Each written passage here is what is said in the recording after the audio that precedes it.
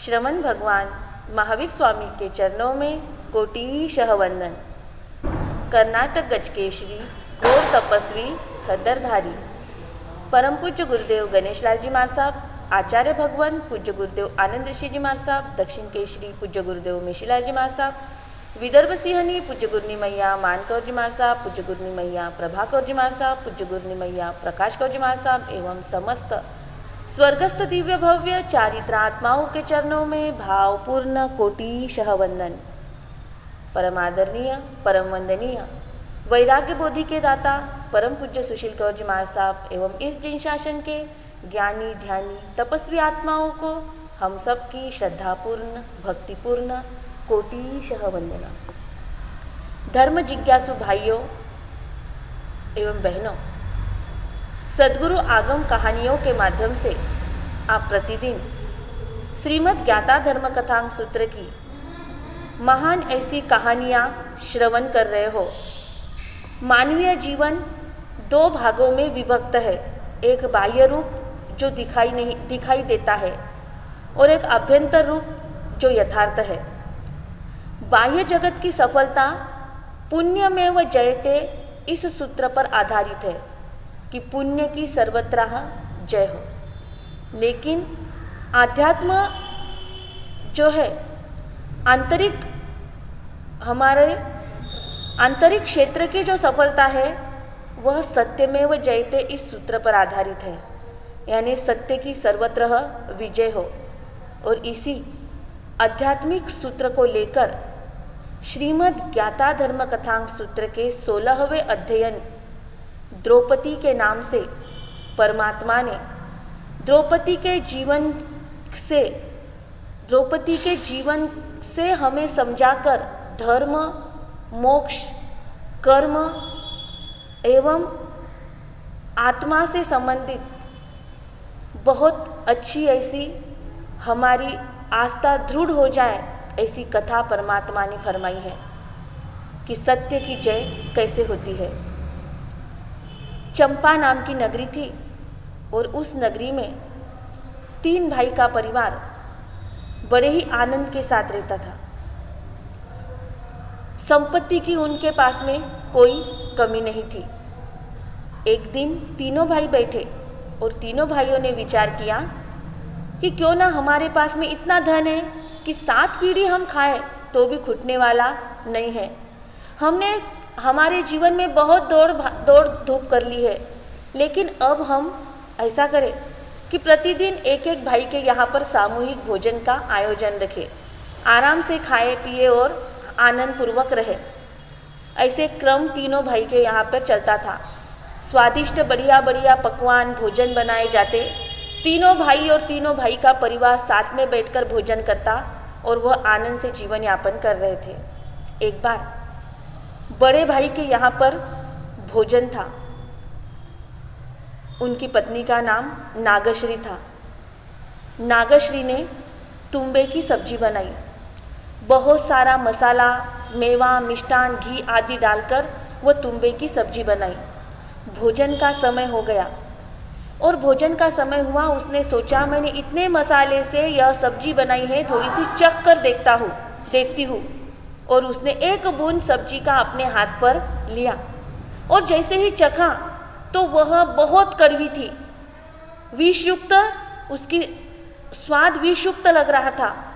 तब उसने सोचा कि अरे मेरे भोजन की तो सभी पारिवारिक लोग प्रशंसा करते हैं, लेकिन मैं अगर ऐसा भोजन उन्हें दूँ तो सारे लोग मेरी निंदा करेंगे। इसलिए तुरंत जिस बर्तन में वह सब्जी थी वह एक तरफ रख दी और दूसरी नई सब्जी बनाने के लिए लग गई। उसी चंपा नगरी में आचार्य धर्मघोष पधारे अपने शिष्यों के साथ में, और उनके ही शिष्य धर्मरुचि मांस खमन का पारना करने वाले, यानी मांस खमन करना, फिर एक दिन पारना करना और फिर मांस खमन करना। ऐसे मांस खमन के पारने में मांस खमन करने वाले तपस्वी उनके शिष्य थे धर्मरुचि, और उनके पारने का दिन था। आचार्य धर्मघोष ने कहा कि जाओ पारना लेकर आओ। धर्मरुचि अनगार उच्च नीच मध्यम कुल में गवेषणा करते हुए इसी नागश्री ब्राह्मणी के घर में पधारे। जैसे ही नागश्री के घर में आए तो नागश्री एकदम खुश हो गई। इसके लिए खुश नहीं थी कि संत घर पर आए हैं, संत का आगमन हुआ है, लेकिन इसके लिए खुश हुई थी कि अरे मेरी जो सब्जी बिगड़ चुकी है वो सब्जी का मैं क्या करूँगी, मेरे घर वाले मुझे क्या कहेंगे कि इतने घी आदि लगे हुए द्रव्यों की सब्जी फेंकने में गई है। अच्छा हुआ ये संत आ गए, अब मैं इन्हें यह बेरा दूंगी। संत ने गवेषणा की और वह नागश्री ब्राह्मणी ने जो सब्जी बनाई हुई थी पूरी की पूरी एक साथ धर्मरुचि अंगार के पात्र में बहरा दी। संत मना करते हैं तब तक तो पूरी बहरा दी। अब स्वयं के लिए पर्याप्त आहार होने के कारण धर्मरुचि अंगार वहाँ से सीधे अपने धर्मघोष आचार्य के पास में पहुँचे। साधु की परंपरा है कि जब भी गोचरी आती है, आहार आता है, तो सबसे पहले अपने गुरु को दिखाया जाता है, कहाँ से क्या लाया बताया जाता है और उसके पश्चात आहार किया जाता है। धर्मरुचि अंगार ने भी अपने आचार्य को आहार दिखाया। आचार्य दीर्घदृष्टा थे, भविष्य के ज्ञानी थे। उन्होंने देखा कि यह सब्जी शरद ऋतु में बनाए हुए तेल द्वारा बनाई हुई सब्जी है। उन्होंने एक बूंद लिया अपने हाथ पर और उसको चख कर देखा तो वो अत्यंत कड़वी थी, अग्राह्य थी, अभोज्य थी, विषयुक्त थी। आचार्य समझ गए कि यह जो सब्जी है यह कड़वा तुम्बा है, यह खाने के योग्य नहीं है। अगर खाता है तो प्राण जाए बिना रहेंगे नहीं। इसलिए उन्होंने धर्मरुचि अंगार से कहा कि यह जो सब्जी है यह तुम कहीं निर्जन जो स्थान है जहाँ पर जीव जंतु का आगमन नहीं है, ऐसे स्थान पर परठाकर आ जाओ। देखिए, नागश्री ने भूल की थी, लेकिन भूल को क्या किया उसने, प्रकट नहीं किया। आज हमें भी इन भावों का सिंहावलोकन करना है कि हमारे जीवन में हम कितनी बार नागश्री बनकर हमने कितने जीवों के प्राणों का हरण किया है।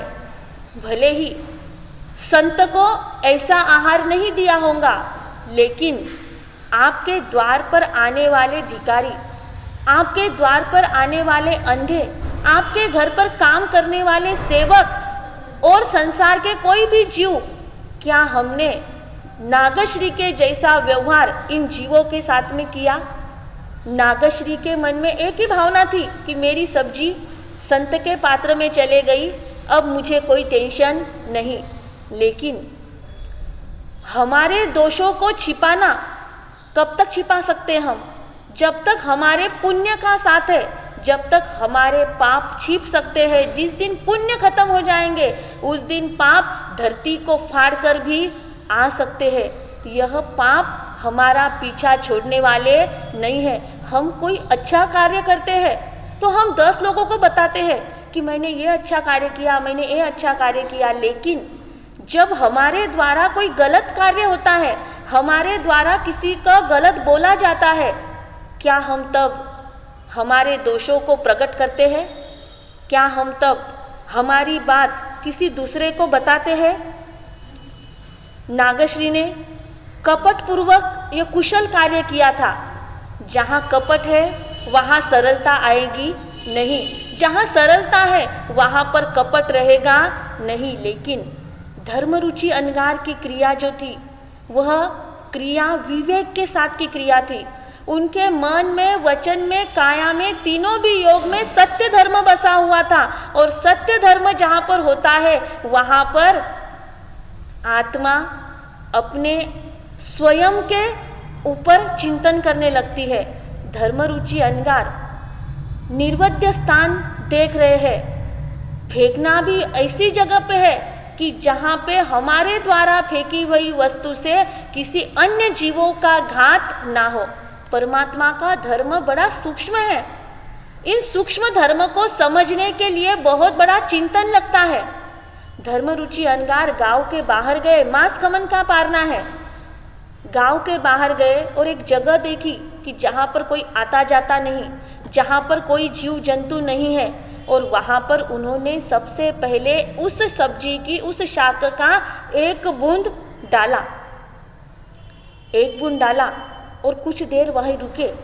उस बूंद की सुगंध से असंख्य चींटियां वहां पर आ गई और उस बूंद को जिन्होंने जिन्होंने लिया, खाया, वो वहीं पर धर्मरुचि अंगार के सामने ही मृत्यु के मुख में चली गई, यानी मर गई। धर्मरुचि अंगार देखते रह गए कि एक बूंद से इतनी सारी चींटियां मर गई, अगर पूरा सब्जी, पूरा शाक डाल दो तो कितने जीवों की विराधना होगी। स्वयं की रक्षा, अपना दर्द सबको याद रहता है, लेकिन दूसरों के दर्द को याद रखने वाला हमदर्द होता है। और ऐसे हमदर्द कोई महान होते हैं और ये कार्य वो ही कर सकते हैं कि जो धर्म को कर्ममय बनाते हैं और कर्म को धर्ममय बनाते हैं। धर्मरुचि अंगार के रोम रोम में दया बसी हुई थी और अब उन्होंने दया के उच्च कोटि का स्पर्श कर लिया और उन्होंने सोचा, एक तरफ मेरा एक जीवन है और एक तरफ असंख्य जीवन है। असंख्य जीवों की विराधना से अपेक्षा मैं मेरे एक जीवन को न्यौछावर कर दूं। और उन्होंने उस समय यह नहीं सोचा कि गुरु की आज्ञा है, लेकिन गुरु के आज्ञा में भी विवेक होना आवश्यक है कि गुरु तो आज्ञा देते हैं, लेकिन उस आज्ञा में अगर हमारा विवेक आ जाए तो वह आज्ञा सफल हो जाए। धर्मरुचि अंगार सोचते हैं, मेरे एक जीवन को न्यौछावर कर दूंगा, लेकिन इन असंख्य चींटियों के प्राण जाना मैं कतपि स्वीकार नहीं कर सकता। और उन्होंने उसी क्षण वो पूरे सब्जी को एक साथ में खा लिया। कुछ ही क्षणों में उन्हें चक्कर आने लग गए, आंखों के सामने अंधारियां आने लग गई, जी मचलाने लगा और वह बेहोशी के ओर जा रहे थे। स्वयं का अवलोकन किया, तब उन्होंने चारों आहार के प्रत्याख्यान ले लिए, 18 पापस्थान के प्रत्याख्यान ले लिए, भावपूर्वक वही बैठकर अपने गुरु को भाव नमस्कार किया और दर्भ का संथारा बिछाकर वहीं पर जावज्जू का संथारा लिया। और कुछ ही क्षण में धर्मरुचि अंगार ने अपने इस भव के आयुष्य को, इस भव की आखिरी सांस को पूर्ण किया और 26वें देवलोक में यानी 33 सागरोपम की स्थिति वाले सर्वार्थ सिद्ध में वह पहुंच गए, जिन्होंने असंख्य जीवों की रक्षा के लिए अपने प्राण न्यौछावर कर दिए। हम धर्मरुचि अंगार के जगह पे होते तो क्या इतने जीवों की हम रक्षा करते? क्या हम इतने जीवों के पीछे हमारे प्राण को चढ़ा देते?